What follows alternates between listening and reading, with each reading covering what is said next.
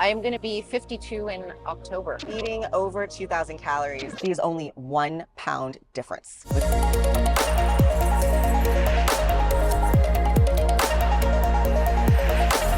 What's up, guys? Welcome back to my YouTube channel. It's Victoria Scott, fitness pro and founder of Six Pack Chick Fitness. Today is a very special topic for this video because we're going to talk about body recomposition. And this is a hot topic that I get from a lot of women. Want to know, how do I lose body fat and build muscle and have a tighter, more aesthetic physique? And if you're a woman in midlife, odds are this is one of your goals too. So first and foremost, if you want to see more topics like this, don't forget to like, subscribe, and share, and comment below what else you guys want to see and if this video is valuable for you. First, let's define what is body recomposition or recomping. This is defined as when somebody loses body fat and builds muscle at roughly the same pace. Now, not everybody is a candidate for recomping right out the gates. A lot of times when a woman comes to me and maybe she's 40, 50 years old, she needs to release somewhere between 20 to 40 pounds or more. We traditionally would then go straight into a fat loss phase. But there are cases, and I see this often, where a woman comes to me who, based on her height and weight, doesn't need to follow a fat loss protocol. What we want to do with her is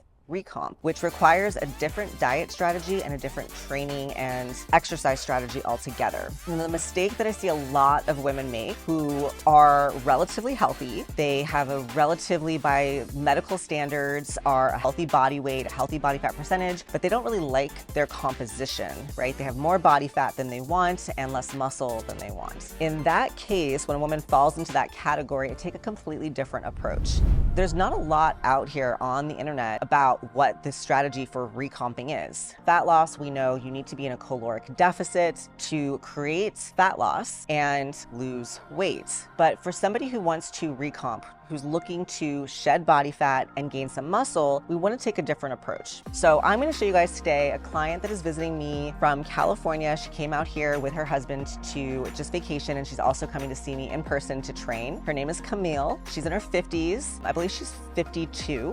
We basically started her around 15 to 1700 calories, and within a few months we actually built her calories up. So she's eating well over 2200 calories a day. Yes, in her 50s, and barely doing any cardio. We're just focusing on weight training and completely shifting her composition. And guess what? In these photos, she is only 1 pound difference, which is incredible. So this is by definition what we call recomposition or recomping. Now, had she not joined our program, she would have done what she had done before, which is what a lot of women do, is cut calories and do a lot of cardio and just become a softer, smaller version of themselves, but not have more muscle and just still not quite like their shape. Right now with Camille, we're about halfway through her program. We're still working on building calories up. She's experiencing more energy, better lifts in the gym. She's completely transforming her body and also her mindset and her outlook on nutrition and lifestyle. So we're gonna head to the gym right now. I'm gonna do a one-on-one session with her, and she's gonna share a little bit of her story and some of the aha moments that she's had on this journey so far.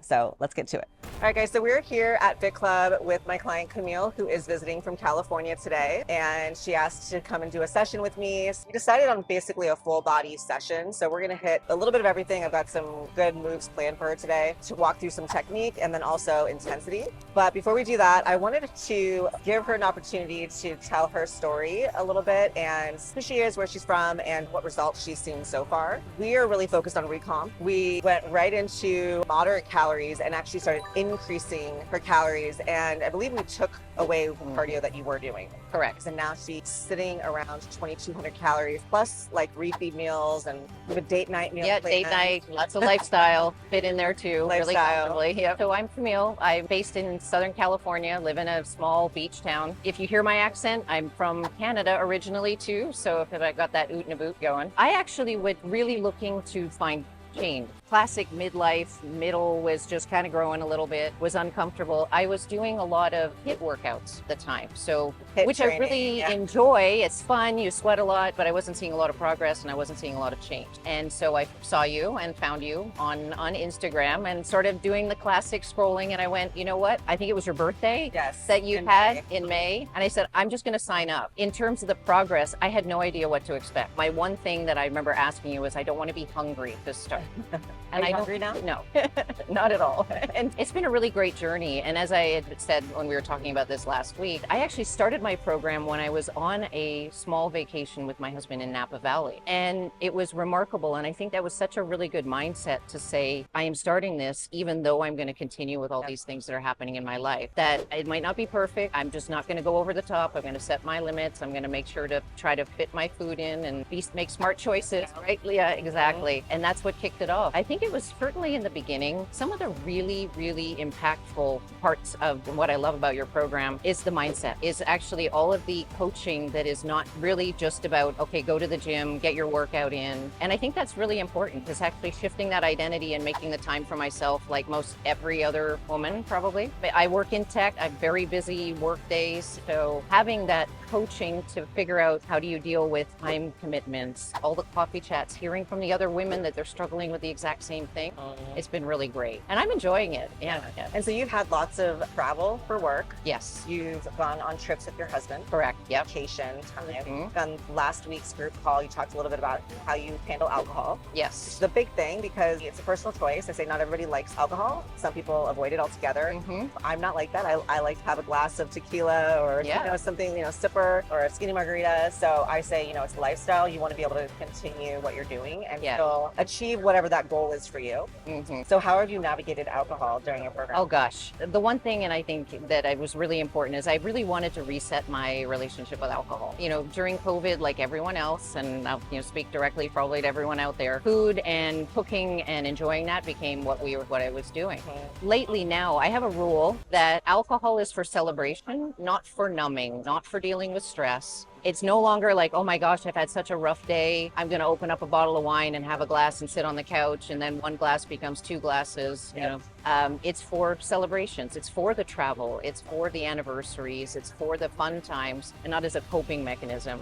And I even started adjusting my gym time to be during that window of time when I would normally want to pick up that glass of wine and I'd be triggered. And I'd be like, nope, I'm just going to go to the gym. And then by the time I finished at the gym, I'm like, well, I'm not going to undo everything that I just worked on by going and indulging at that point. Good trick. And that really helped a lot, actually. But I still enjoy, like you, a glass of wine here and there, a nice martini. Yeah, absolutely. So we've been increasing your calories and we're really keeping cardio pretty moderate. I think a lot of people who want to tighten up, get rid of the belly fat, build some muscle, they think, okay, less calories, right? I've got to starve myself. I've got to be on this strict diet. And you've completely done the opposite. It was totally the opposite. I remember coming out with a big bowl of, I don't know how much rice I had in there. And I was literally, it's I'm going to need a bigger plate for what I need to eat. It was something to get used to. And I really noticed, because I decided to go the macros route. I know we talked about whether meal plan or now I feel like I'm in a bit of a hybrid. Like my morning and my lunch is like a meal plan,